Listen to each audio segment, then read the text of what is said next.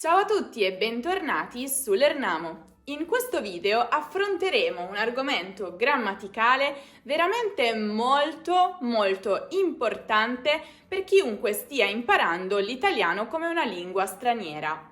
Apparentemente è una cosa abbastanza semplice, ma in realtà non lo è per niente. Ci occuperemo infatti degli avverbi prima e dopo, molto usati sia nell'italiano colloquiale, quello di tutti i giorni, sia in contesti decisamente più formali. È per questo che è veramente importante essere capaci di utilizzarli nel modo più corretto.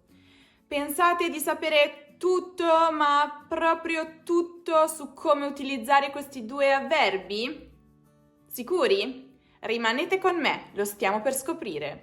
Dovete sapere che gli avverbi prima e dopo seguono delle regole piuttosto precise, che però non è sempre facile riuscire a decifrare e a riconoscere. Per questo è necessario imparare queste regole bene, così da evitare errori grossolani. Io ho individuato ben 8 regole da conoscere, 4 per prima e 4 per dopo. Iniziamo subito con le 4 regole che riguardano l'avverbio prima. Il primo uso di prima è nella locuzione prima di, seguita da un sostantivo di qualsiasi tipo, eventualmente anche accompagnato da un aggettivo. Vediamo alcuni esempi. Prima del tuo arrivo ho sistemato tutta la casa. Il progetto dovrà essere finito prima di Natale. Oggi vorrei pranzare presto, sicuramente prima delle 2:30. Prima, però, sempre nella locuzione prima di, può anche essere seguito da un pronome di qualsiasi tipo. Vediamo degli esempi. Un pronome personale, prima di me, prima di lui, prima di loro. Stamattina mi sono svegliata molto prima di loro. Pronome relativo il quale e simili. Prima del quale, prima della quale, prima dei quali, prima delle quali. Il giorno del mio 18° compleanno, prima del quale non mi ero mai ubriacata, è stato molto divertente. Un pronome possessivo. Prima del mio, prima del tuo, prima del suo, prima dei nostri. Tuo figlio ha imparato a parlare molto prima del mio. Oppure un pronome dimostrativo. Prima di questo, prima di quella. Ti consiglio di vedere questo film prima di quello. Ovviamente non è finita qua. Infatti la locuzione prima di può anche essere seguita da un verbo coniugato all'infinito presente o passato, a seconda del tipo di relazione temporale che c'è tra la frase principale e quella subordinata. Ovviamente però questa forma è possibile soltanto se il soggetto di entrambi i verbi, quello all'infinito e quello nella frase principale, è lo stesso. Vediamo degli esempi. Ricordati di avvisarmi prima di uscire di casa. Prima di parlare, pensa. Vi dirò tutta la verità, ma non prima di aver fatto una premessa necessaria. Quarta regola.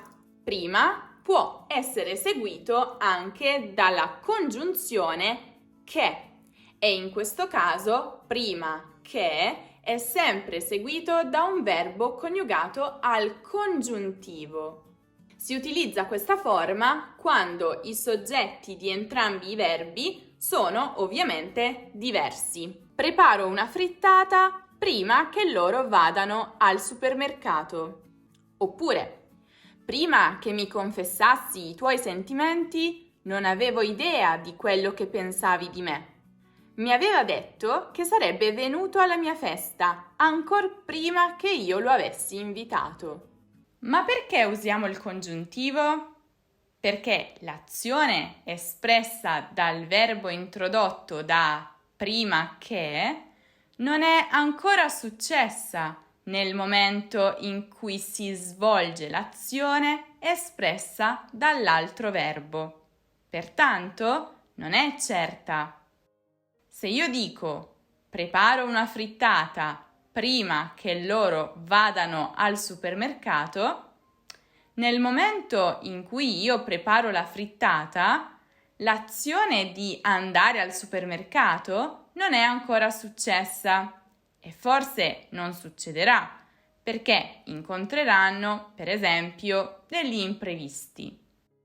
Oppure, se dico mi aveva detto che sarebbe venuto alla mia festa ancor prima che io lo avessi invitato, nel momento in cui lui dice che verrà alla festa, l'azione di invitarlo non è ancora successa e non sappiamo se succederà oppure no. Passiamo ora invece alle 4 regole relative all'avverbio dopo. Può essere direttamente seguito da un sostantivo, che può anche essere eventualmente accompagnato da un aggettivo. Per esempio, dopo il loro divorzio, i suoi genitori si sono trasferiti in 2 città diverse. Dopo quel giorno, Luca non è stato più lo stesso. Dopo Ferragosto, tutti gli italiani tornano al proprio lavoro. Ancora, possiamo utilizzare l'avverbio dopo nella locuzione dopo di seguito da un pronome. Vediamo degli esempi. Un pronome personale, dopo di me, dopo di te, dopo di loro. Di sicuro tuo fratello si sposerà dopo di te. Pronome relativo il quale e simili, dopo del quale, dopo della quale, dopo dei quali, dopo delle quali. A Napoli abbiamo mangiato una pizza fenomenale, dopo della quale tutte le altre sembrano quasi spazzatura. Pronome possessivo, dopo del mio, dopo dei loro. Il tuo compleanno è dopo del mio, quindi tu dovrai farmi un regalo per primo. Pronome dimostrativo, dopo di questo, dopo di quella.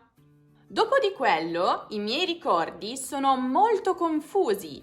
L'avverbio dopo, però, può anche essere seguito dall'infinito passato. Mi raccomando, passato. Qui comunque vale la stessa regola che abbiamo visto per prima, e cioè è possibile utilizzare dopo con l'infinito soltanto se il soggetto di entrambi i verbi, del verbo appunto all'infinito e del verbo della frase principale, è lo stesso. Vediamo degli esempi. Subito dopo aver scritto quel messaggio me ne sono pentita amaramente.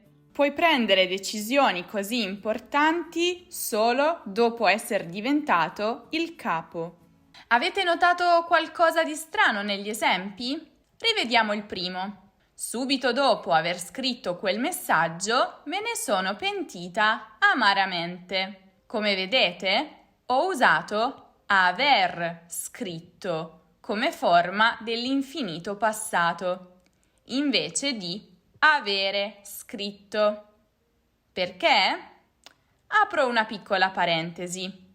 In questo caso, il verbo avere perde l'ultima lettera per una questione di suono, affinché la pronuncia sia più scorrevole. Aver scritto, aver scritto, avere scritto, avere scritto.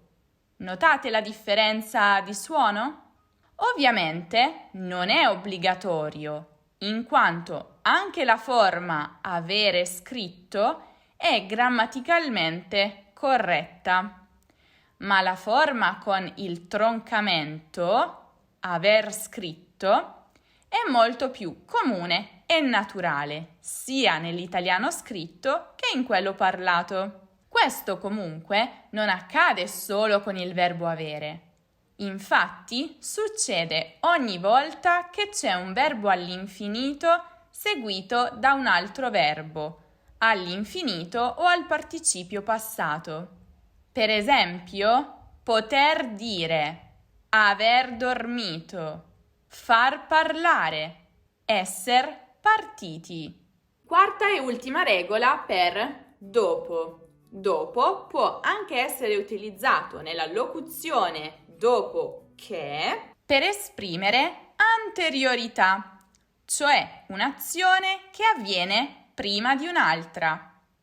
In questo senso, il verbo che segue dopo che viene coniugato in base al verbo della principale, secondo le regole della cosiddetta consecutio temporum. Questa forma si utilizza quando il soggetto della principale e quello della subordinata sono diversi. Avremo quindi dopo che più passato prossimo quando il verbo della principale è al presente, per creare appunto l'anteriorità. Per esempio, Luca si arrabbia sempre dopo che i suoi genitori gli hanno detto che deve pensare al suo futuro. Dopo che più trapassato prossimo, quando il verbo della principale è al passato prossimo o all'imperfetto. Per esempio, dopo che gli avevamo detto la verità, è andato via e non ci ha più contattato. Matteo aveva sempre mal di pancia dopo che sua madre lo aveva sgridato. Dopo che più futuro anteriore, per esprimere un'azione futura ma precedente a un'altra, sempre futura, quando il verbo della principale è al futuro semplice. Dopo che ti avrò spiegato tutto, potrai dirmi cosa ne pensi. Mi farò una doccia dopo che saremo arrivati a casa sani e salvi.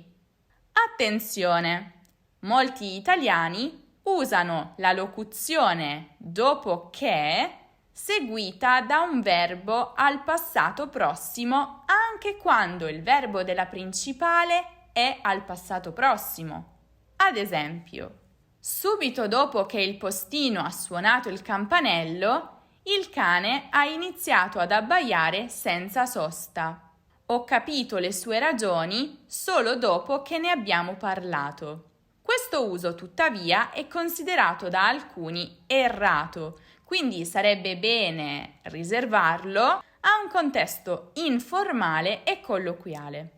Com'è andata? Conoscevate tutte, ma proprio tutte queste regole? Fatemi sapere nei commenti e soprattutto provate a scrivere alcune frasi per me nei commenti. Io, come sempre, le leggerò tutte quante. Fatemi anche sapere se almeno una volta nella vita avete sbagliato l'utilizzo di questi due avverbi. Ne sono certa, ma non c'è niente di cui preoccuparsi. Sono qui per questo. Se c'è invece un'altra questione che è un po' complicata anche per gli studenti più avanzati, è la differenza tra meglio e migliore e peggio e peggiore. Quanti sbagliano anche questa? Alzate le mani. Ma per fortuna ho realizzato un video dedicato proprio a questo argomento che trovate come sempre in alto nella card e giù nella descrizione. Se invece volete ripassare tutti gli altri argomenti di grammatica italiana, sapere più informazioni sulla cultura italiana, provare a fare gli esercizi per vedere se avete appreso bene i contenuti delle lezioni, potete passare dal nostro sito lernamo.com. E non dimenticate di seguire Lernamo anche su Instagram, su Facebook, su Twitter, su Pinterest e su TikTok per tutti gli altri contenuti dedicati all'italiano. Io vi saluto, vi aspetto prestissimo qui su YouTube con un nuovo video. Ciao!